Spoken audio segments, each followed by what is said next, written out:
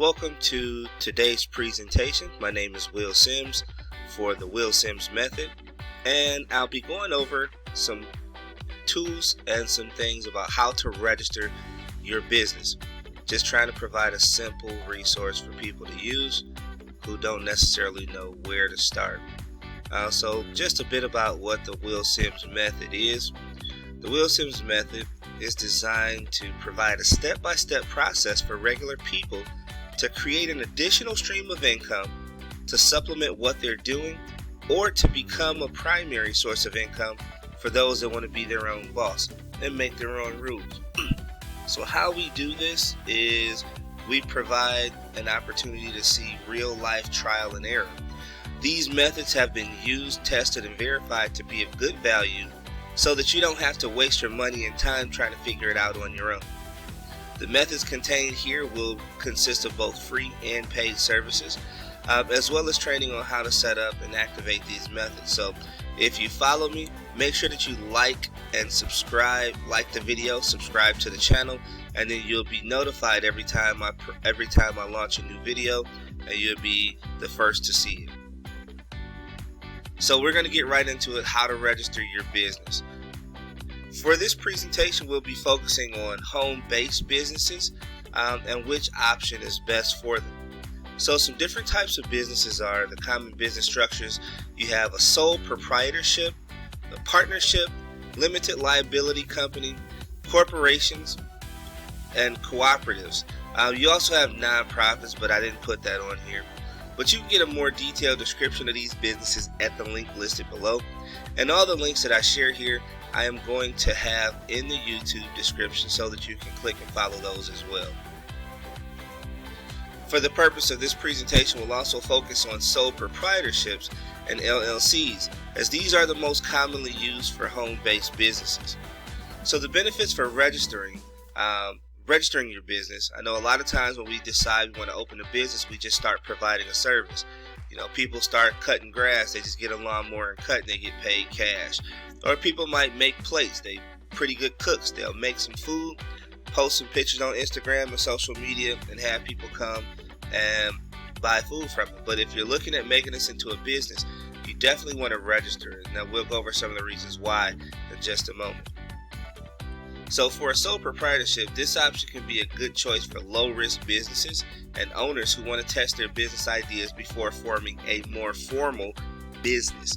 So if you have an idea, you want to see if there's a need for it, you want to try it out and make sure that it works, you can be a sole proprietor and you'll have a lot of control. You can try it out before you decide you want to take it to the next level. Now for a limited liability company, this structure lets you take advantage of the benefits of both the corporation and partnership business structures. And LLCs also protect you from personal liability and keep your personal assets like your vehicle, your house, and saving accounts safe in case your LLC faces financial hardships. You don't want to run into a situation where you are being sued and you end up losing everything, or maybe you go into debt and have to file bankruptcy. It'll protect your personal assets, so you don't want to get that tied up. So for a sole proprietorship gives you complete control of your business. You are considered a sole proprietor if you do business activities but don't register as any other kind of business. These don't produce a separate business entity, and your business assets and liabilities are not separate from your personal assets and liabilities. And you can't be held liable for the debts and obligations of the business. So using the example that I gave in the beginning, you know, maybe you're cutting grass or you're doing hair or selling food. You know, it's cool when you're making a few dollars, but in the off chance that someone gets sick or gets food poisoning or something happens, they can come after you, because if you're not registered and you're not protected, then you can't be held liable. You cutting somebody's grass and you damage their property, they can come and sue you. They can come after you. Alright, so just want to protect yourself.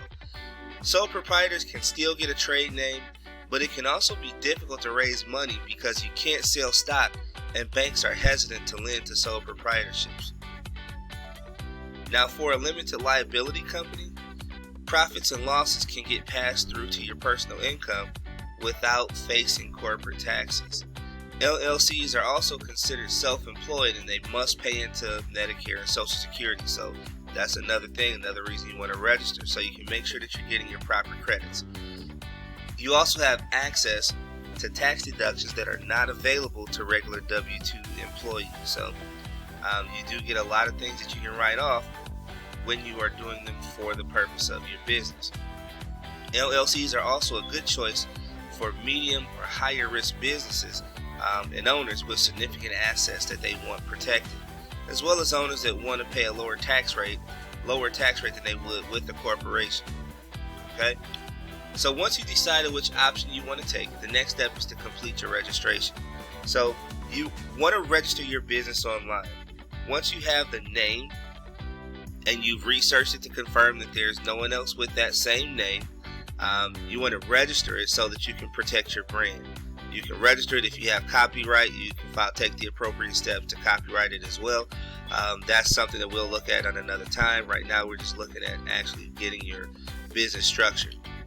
So registering on the federal and state level, that's going to involve you getting your employee identification number. You'll use your EIN for important tasks like opening a bank account and paying taxes, as well as paying employees if you are doing that.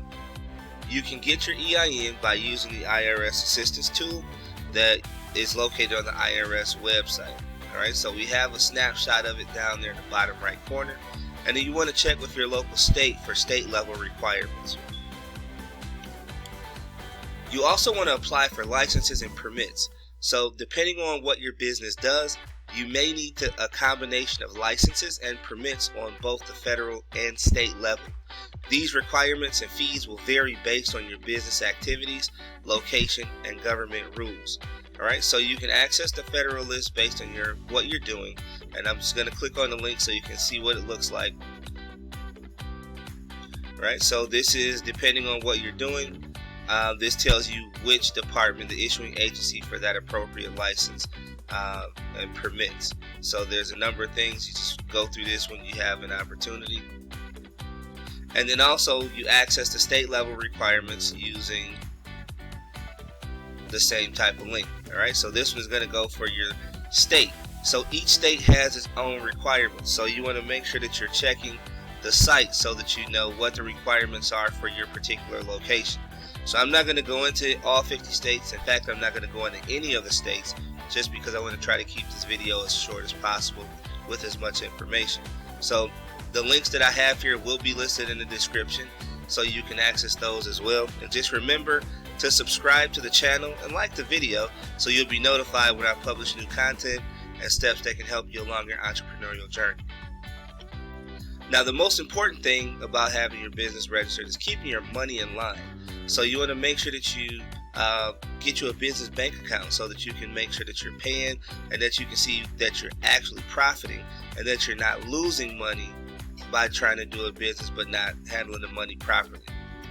So with business banking, once you have your EIN number and articles of incorporation, you can take those to the banking institution of your choice and open a business bank account. Each branch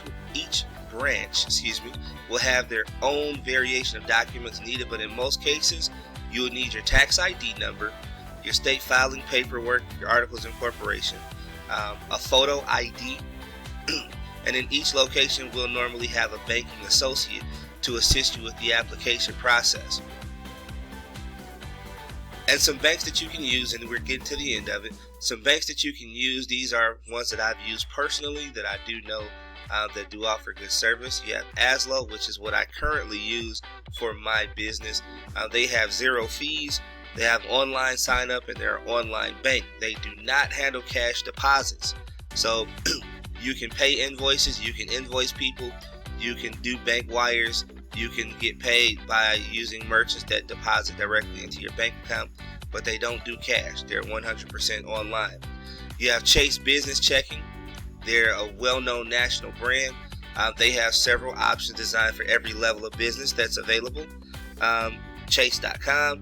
Wells Fargo is another bank. They provide a lot of tools for their business members, as well as funding and credit lines. They assist with a number of different things. And then Bank of America. They're also a national brand. They provide lots of online resources for managing business funds, online checks, and of course debit cards and credit and things like that. And they also have branch locations across the United States.